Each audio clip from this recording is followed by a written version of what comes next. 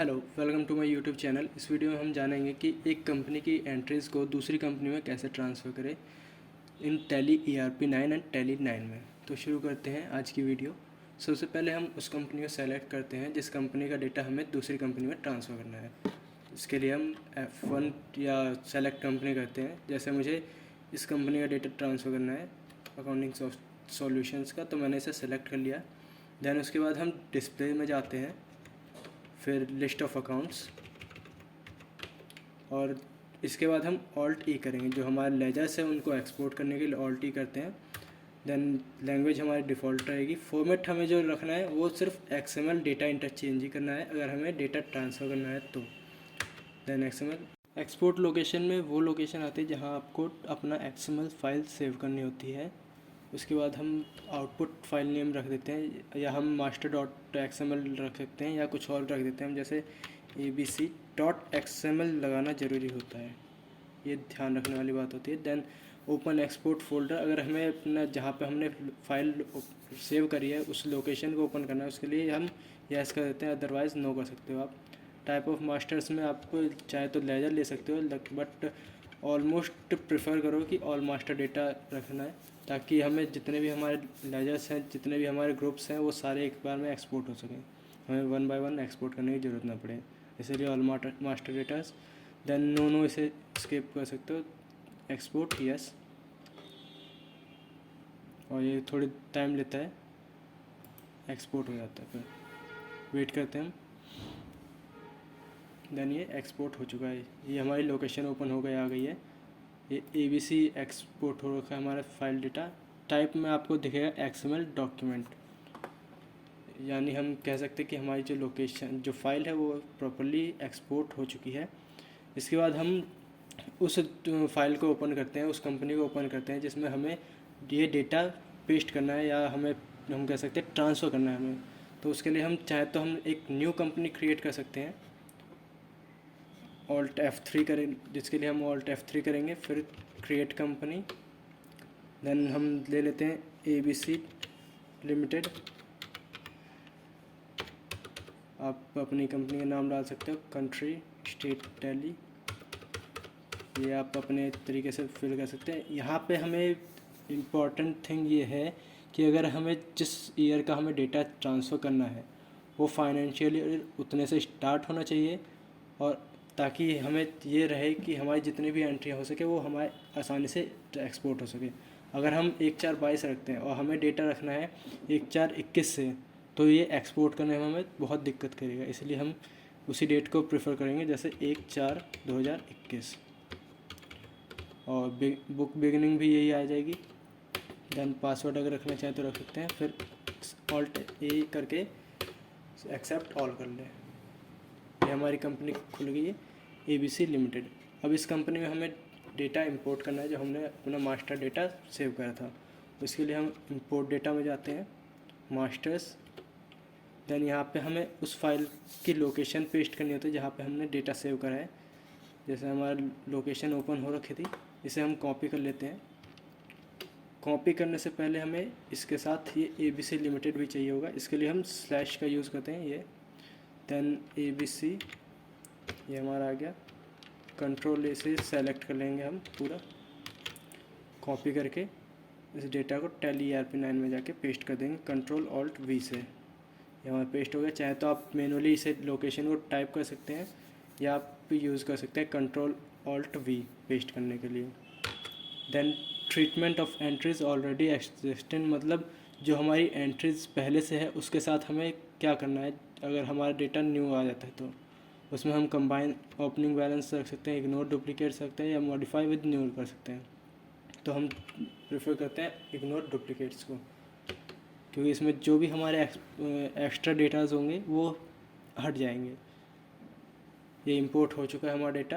अब हमें करना होता है इंपोर्ट वाउचर्स को। इंपोर्ट ऑफ वाउचर्स को करने के लिए चाहे तो हम डायरेक्टली डे बुक से इंपोर्ट कर सकते हैं हम अपने वाउचर्स, या चाहे हम जनरल परचेज या सेल जिसका भी हमें डेटा चाहिए उस वाउचर से या बुक से हम ट्रांसफ़र कर सकते हैं। उसके लिए हमें पहले उस कंपनी को सेलेक्ट करना पड़ता है जिसमें ये डेटा ऑलरेडी एग्जिस्टेंट है। हमारे केस में अकाउंटिंग सॉल्यूशन में ये डेटा मौजूद है, तो हमने उसे सेलेक्ट कर लिया। उसके बाद हम चाहे तो हम डिस्प्ले में जाके डे बुक से सारे डेटा को ले सकते हैं, ट्रांसफ़र कर सकते हैं, या चाहे तो हम अकाउंट्स बुक्स में जाके कैश और बुक्स बैंक्स को ट्रांसफ़र कर सकते हैं, या चाहे हम सेल्स रजिस्टर या परचेज रजिस्टर या जनरल रजिस्टर अपने अकॉर्डिंग, अपने नीड के अकॉर्डिंग हम ट्रांसफ़र कर सकते हैं। हम चाहते हैं कि हम डे बुक से हमारा जितना भी डेटा है वो सारा एक ही बार में ट्रांसफ़र हो जाए। जैसे हम देखते हैं ऑल्ट F2 करके डेट हमने सेलेक्ट कर ली, अप्रैल 21 से मार्च 22। ये हमारे पास करीब 1560 प्लस एंट्रीज़ है, मोर यानी 1560 से ज़्यादा एंट्रीज़ है। और ये देखेंगे हम कि 1 मिनट में ही ट्रांसफ़र हो जाती है ये सारी एंट्री, हमें वन बाय वन करने की ज़रूरत नहीं पड़ती है। तो उसके लिए हम करते हैं ऑल्ट ई, सेम प्रोसेस रहेगा, default language, XML data interchange रहेगा फॉर्मेट, लोकेशन जहाँ हमें इस डेटा को ट्रांसफ़र करना है, सेव करना है, आउटपुट फाइल नेम चाहे तो हम कुछ और रख सकते हैं 123 करके, .xml भी रहेगा ये, ठीक है। फिर एक्सपोर्ट फ़ोल्डर कर सकते हैं हम, जहाँ पे हमारा फ़ोल्डर लोकेशन फाइल एक्सपोर्ट होगी उस फोल्डर को अपने आप ओपन कर देगा ये। देन एक्सेप्ट ऑल कर सकते हो आप, ऑल्ट ए करके। एक्सपोर्ट डेटा हो रहा है, हमारा जो डेटा है वो ट्रांसफ़र हो चुका है 123 करके। XML डॉक्यूमेंट ये भी है, और जो हमने मास्टर डेटा ट्रांसफ़र करा था वो ABC का XML डॉक्यूमेंट ये भी आ रखा है, ठीक है। तो हम वापस आ जाते हैं अपनी टैली ERP9 पे, स्केप करते हैं और हम अब वो कंपनी सेलेक्ट कर लेते हैं F3 से जो हमने, जिसमें हमें ट्रांसफ़र करना है डेटा। कंपनी चेंज करने के लिए हम F3 यूज़ करते हैं, और ABC सेलेक्ट कर लिया हमने। देन हम देखेंगे डे बुक में हमारी कितनी एंट्रियाँ पास हो चुकी है। इस कंपनी में जैसे हमने देखा था कि हमने कोई एंट्री अब तक नहीं करी है, तो उसके अकॉर्डिंग 0 एंट्रीज़ है। लेकिन अब हम देखेंगे कि कितनी जल्दी हमारी सारी एंट्रीज 1560 प्लस एंट्रीज़ एक ही बार में हो जाएगी। उसके लिए हमें यूटिलिटीज़ में जाके इंपोर्ट डेटा पे जाते हैं, then vouchers, same process, XML का जो फाइल नेम है, जो लोकेशन है, उसे पेस्ट करना होता है हमें। अब हम यहाँ पे क्लिक करके स्लैश नंबर था 123, सेलेक्ट ऑल, Ctrl+C, Ctrl+Alt+V के साथ पेस्ट कर दिया हमने। दैन ये एक्सपोर्ट हो रहा है, इसमें भी थोड़ा सा टाइम ज़रूर लगेगा, वेट कर लेते हैं हम थोड़ी देर।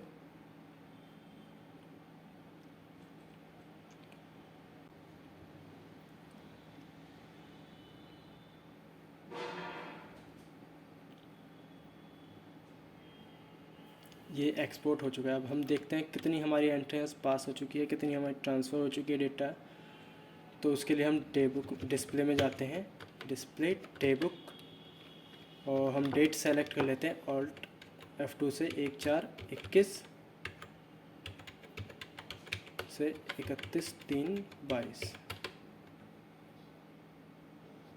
देखिए हमारी सारी एंट्रीज़ आ चुकी है, 1560 प्लस एंट्रीज़ ABC लिमिटेड की।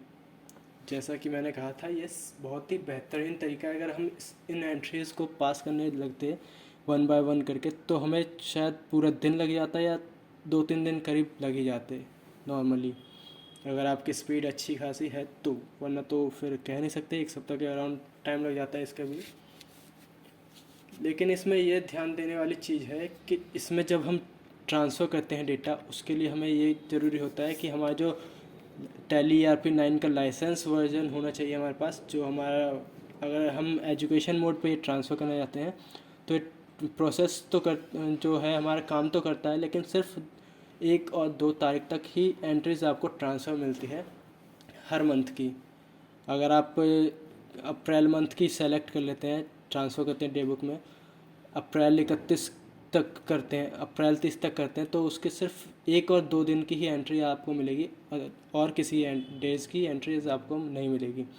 उसके लिए अगर आप लाइसेंस वर्जन यूज़ करते हैं तो ये आपके लिए बेहतरीन होगा ट्रांसफ़र करने के लिए।